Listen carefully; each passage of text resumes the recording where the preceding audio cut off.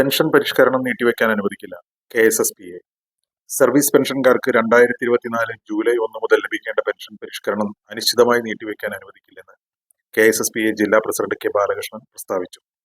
ഒറ്റപ്പാലം നിയോജക മണ്ഡലം കമ്മിറ്റിയുടെ ആഭിമുഖ്യത്തിൽ ശ്രീകൃഷ്ണപുരം സബ് ട്രഷറിക്ക് മുമ്പിൽ നടത്തിയ പ്രതിഷേധ ജ്വാല ഉദ്ഘാടനം ചെയ്ത് സംസാരിക്കുകയായിരുന്നു അദ്ദേഹം. കാര്യങ്ങൾ പറയാൻ മറ്റു പലരും മടിക്കുമ്പോ സർവീസ് പെൻഷൻകാരുടെ കാര്യങ്ങൾ പറയാൻ, ആവശ്യങ്ങൾ പറയാൻ, ആനുകൂല്യങ്ങൾ പറയാൻ, പുതിയ ആനുകൂല്യങ്ങളല്ല സർ, ഉള്ളവ നിലനിർത്താൻ. നമ്മൾ പറയില്ലേ, ആരെയും താഴെ ഇറക്കാനല്ല, ഭരണം അട്ടിമറിക്കാനല്ല, അവകാശങ്ങൾ നേടിയെടുക്കാൻ, അതിനാണ് ഈ സമരം എന്നത് കേരളത്തിലെ പെൻഷൻകാരെ സംബന്ധിച്ചോളം വളരെ അനർത്ഥമാണ്.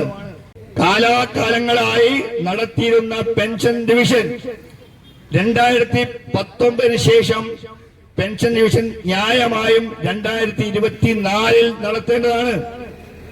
2024 ജൂലൈ 1 നടത്തേണ്ട പെൻഷൻ ഡിവിഷന് നടത്തിയില്ല എന്ന് മാത്രമല്ല, അത് നടത്താനുള്ള ഒരു കമ്മീഷനെ പോലും ഈ ഇടതുപക്ഷ സർക്കാർ അപ്പോയിന്റ് ചെയ്തിട്ടില്ല, നിയമിച്ചിട്ടില്ല.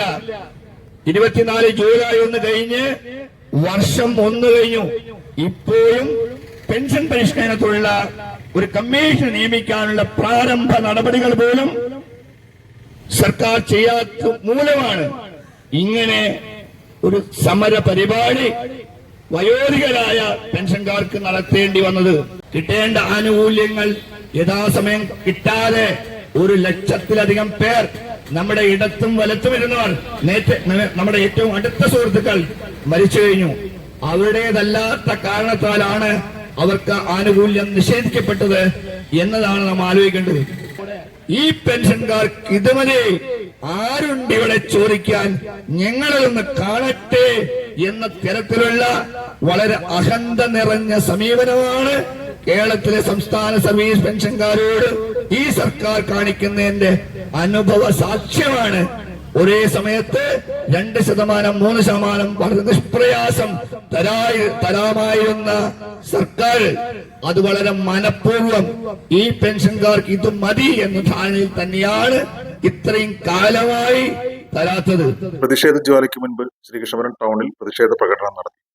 K. മോഹൻകുമാർ അധ്യക്ഷത വഹിച്ച യോഗത്തിൽ VD Manikandan, K. Ramakrishnan, Omana Unni, P. Gireesan, VN Krishnan, Bhaskaran ചിങ്ങനേഴി, U. Kunhaimu, V. Unnikrishnan, V. Muraleedharan, K. Sivadasan, K. Balakrishnan, A. Jnanambika, S. Maya, P. K. Abdu, O. Gopalakrishnan തുടങ്ങിയവർ സംസാരിച്ചു.